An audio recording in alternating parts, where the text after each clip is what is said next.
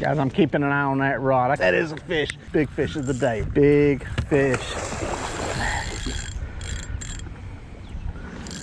Right there, guys, that outside board is a fish. Yes, sir. Yes, sir, that is a fish. That is a fish. I noticed it was doing something kind of weird going back. Which way are we gonna go here? Let's see if we can get this board to go back behind it. That one's pulling right up next to the bank too. I've made about probably a quarter of a mile pull through here. First bite I've had, but I'll say this, it's a good bite. We'll take a good bite. We like that. Nothing but white perch in the water for bait today. Nothing but perch.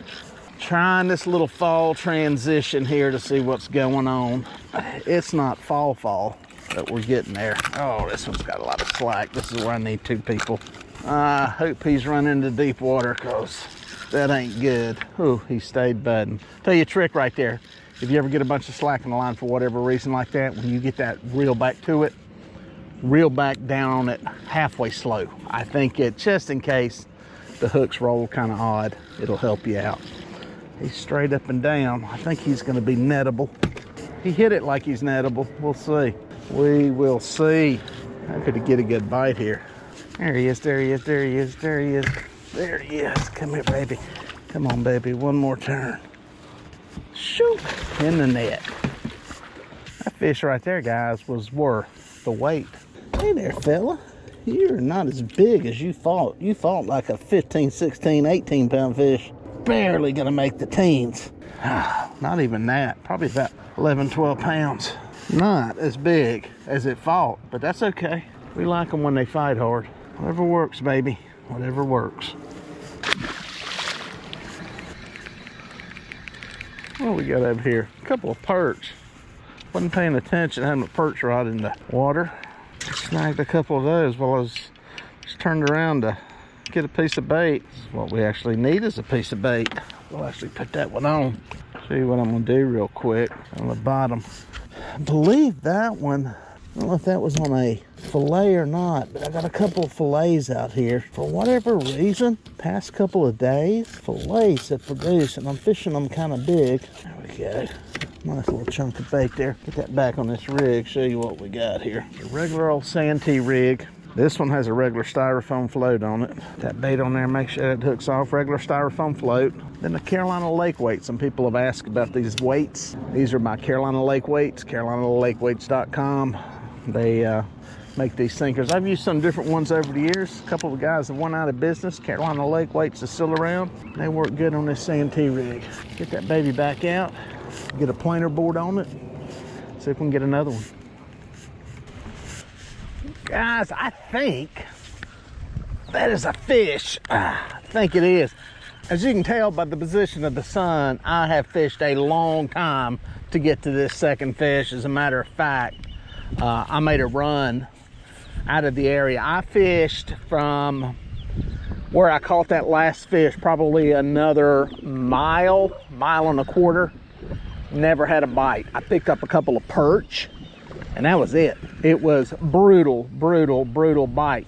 Was up in a creek and tried that pattern. It was not working at all. Came here to a different area, dragging some deep water. I'm hooked up on something. Yeah, this was a long pull that I was on, and I don't know, man. There was bait in there. I marked some fish, but I did not mark a lot of fish. I will say that. It was not as many fish up in there as I expected. So, but you know, usually if there's some bait or some kind of life, something's in there, you catch some fish. We got that one, and that was it, man. Good fresh bait. It's all cut bait. Just wasn't working. Out here in some deeper water. We'll see what this one is. Not sure how big it is. Trolling into the wind today. Using, kind of maxing out the motor here. Not really maxing. I'm only about halfway on the power dial on it. Pulling into the wind. It's a little breezier than I expected, but boom, it's working here. I think we'll have a little more control with the boat trolling into it than we will trying to drift with it, especially trying to stay in this deeper water. There's some fish in here. The stuff I'm seeing on the bottom are better fish, so we're hooked into one anyway. It was a very relaxed bite. The moon does worry me. This may be a deal they bite later in the day. There's our boy. Come here, big boy. Shoot, in the net. That one is fired up. Heck yes. Good fish in the teens there, folks. Good fish in the teens. Come here, that's on my fillet. Is that the bait right now? Boy, that hook fell out of his mouth. I'll show you. Ah, there he is. Or she is. Looks like a she. Get a little look at it there. Into the sun. Nice fish. About 13, 14 pounds. Probably about 14. Heck yeah, we'll take him. Back alive. Yeah, like I was saying, that one took a while. That's a lot of fishing there without a bite, and finally got onto that one. You know, I don't know, maybe it's the moon. As we got out here this morning, the moon was setting. It set at this point. You know, it could be one of them things, 3 hours after the moon set, the bite gets good. 3 hours after the moon rise. I mean, there's all kinds of arguments to be made there as to whether that makes a difference or not. The bite's not on fire is what it comes down to. So I'm just trying some different things. Gonna try to stay out here a while, get up into midday. I mean, it's you know, it's in the 9 o'clock range right now out here since sunrise. So we'll see what is working. I don't think there's been a shift yet to that fall transition. These, especially the fact that I'm catching these fish in the middle, deep part of the river channel, tells me that they're still holding to where the deeper water is, the bait is, the temperatures they like. A lot of the stuff they're doing during the, you know, heat of summer, and that's what's working. Who knows? There could be some fish up shallow. Yeah, you know, it's not on my radar to go do that today, but it's possible, and that's one of those things you kind of, you know, I've said it in videos before. You got to fish where the fish are, not where you think the fish should be. But it was a good experiment in the creek anyway this morning. I just don't think the time's right. I think that's going to be a place where we revisit here in a few weeks, and it works, but it wasn't working today. So back out here on the main river, going to try this for a while, see if there's another dumb one out here. Quick little look at the sonar here, guys. We can see some fish here on the bottom. Not giants, but most likely some catfish. You can see them in here too. There's a little bit of a thermal pocket, but you'll notice here on this side scan and in here, there are fish down into this cooler water. So that tells us this water is alive. It's not a dead thermocline. We got fish all through the water column. You can see it up here. So a lot of different fish here. These are not just catfish, obviously. A lot of different species. But I'm willing to bet that a lot of these fish down here in this cooler stuff, especially those thicker arches, are probably some catfish. Man, that outside one looks like a fish was going on it. Maybe there, I don't know. Yep, it's on there. It is there. Let's let this one go back. Wasn't sure on that one. Again, lethargic bite, but they're fish. Well, at least since the last fish, the wait has been nowhere near as long. This has been about 15 minutes since that last fish, so maybe I'm in a better area. This may not be the time for that fall transition just yet. We got about a 10, 12 mile an hour breeze blowing, and it's almost chilly. We have very low humidity and a very low dew point today, so it's very, very comfortable out here. It's almost chilly, but not really chilly. We still got some sweaty days left is what I'm getting at. But man, just that hint this morning of fall.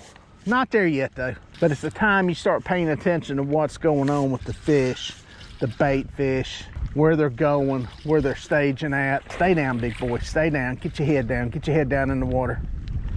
That's gonna be a nettable fish. Get him up here near the surface. He went back down, that's a good thing. There he is. Oh yeah, another one of the teens. He had a big bait, he had a bigger head. There we go, shoot, in the net. In the net. Get that bait feeder, peel some line off of there. Heck yeah, guys, we'll take them any way we can get them. Get this one in the boat, see what it looks like. Eating that bigger bait, finally.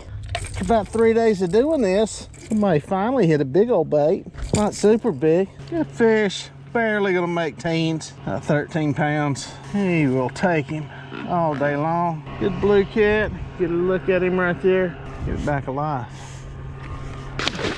There's another fish in the deeper part of where I'm fishing at in this lake. It's in the old river channel, right in the bottom. Some of you may be wondering, is there a thermocline? Well, looking at the sonar, it looks like there is some denser water there. So yeah, there is a thermocline.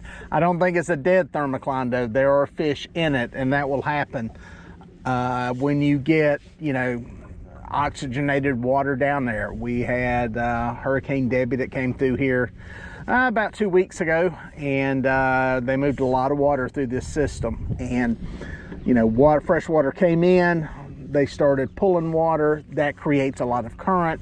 Current stirs the water up, and you know, it gets it oxygenated. You know, it's settled down. It looks like there's some cooler stuff on the bottom.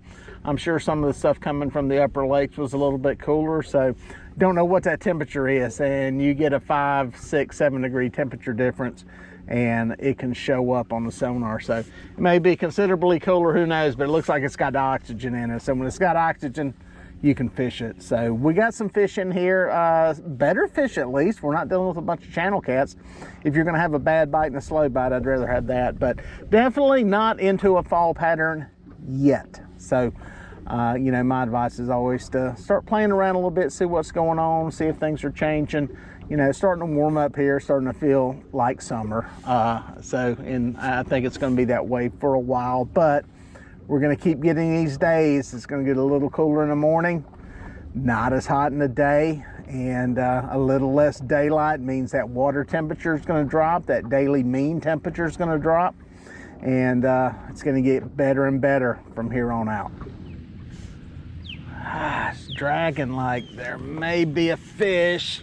Yep, there is a fish.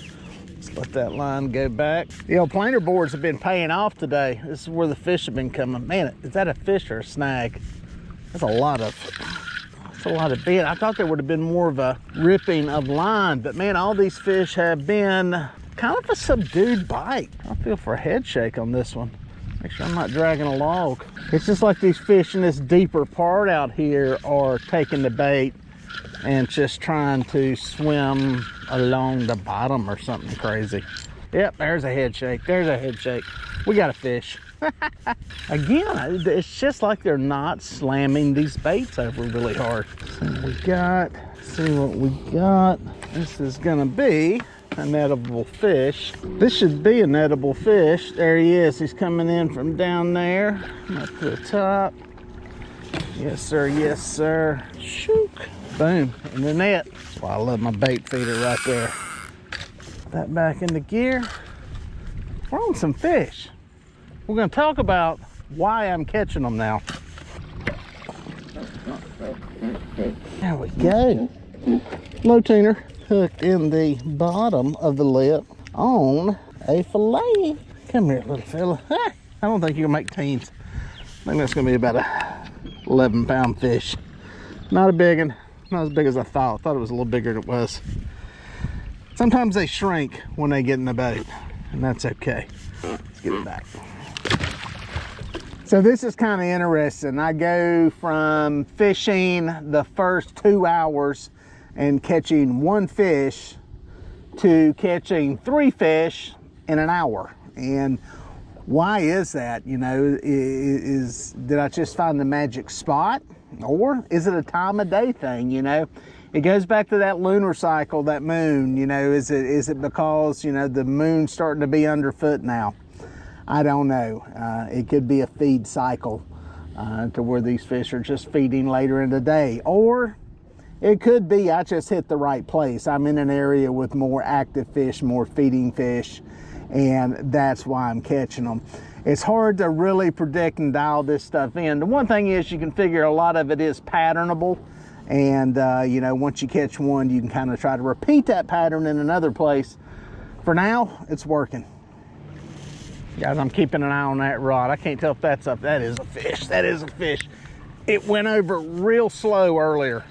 It was just a real slow rollover, and it popped kind of back.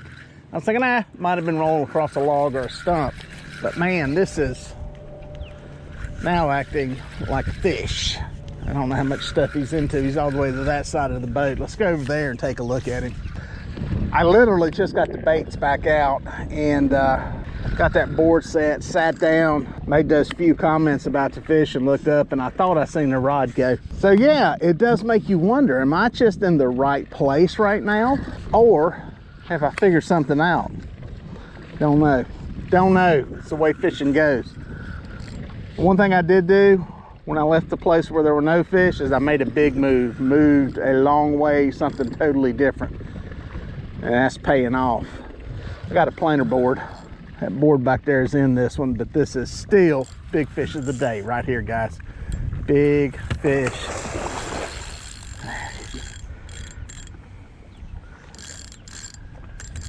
Big fish of the day. God, I think he's in both boards. I think we're gonna have a mess of lines. He's got a lot of, oh, I just felt something slip. I hope that ain't the hook. I know he's in this line, he's in the planer board line. It ain't good, that ain't good. See if I can get the boat turned. And I got all the weight in the corner of the boat. The motor's not biting in really good. First world problems. I see the leader. I'll try to get him to where I can make this one shot. Oh yeah, come on baby, roll that head, boom. Ah, he's in, halfway in, there he's in. Oh yeah, oh yeah, that's a pig. That's a pig, that's, that is a big, long, big mouth blue cat right there, guys. Get him up here in the sun where you can see all of him. That's a long one, that's a big one. Right there, you gotta love that.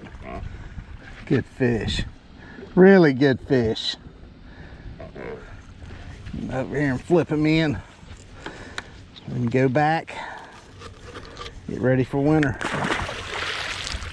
Tell you what folks, that's a good example of how crazy it can be, just going from a zero to hero in a relatively short amount of time. I mean, I don't know, maybe I had an hour, maybe 90 minutes in this drag up through here. I didn't really time it, but I really didn't come far and put 4 good fish in the boat. So man, I'll tell you, it's amazing how it works. Again, is it the location, time of day? I think it's probably more location in this situation just because of what I was seeing on the sonar. I think there's more fish out here for whatever reason. We don't have super hot temperatures in the water. I mean, it's 85, that's hot, but it's not super duper hot. We've caught them in that temperature shallower. For some reason, the fish are here and they're holding here. So that is what it is. You know, if you've got the ability to move and change locations where you're at, whether you're bank fishing or in a boat, do it. And like I did in this situation, I made a big move. It's one thing I do believe in, is that when you're going to make a move, make a big one, especially if you're in a total zero situation. If you're catching some fish and you just want to try your pattern somewhere else, that's fine. But when it's as bad as it was first thing this morning, I think you need to make big moves. So on this trip, it paid off.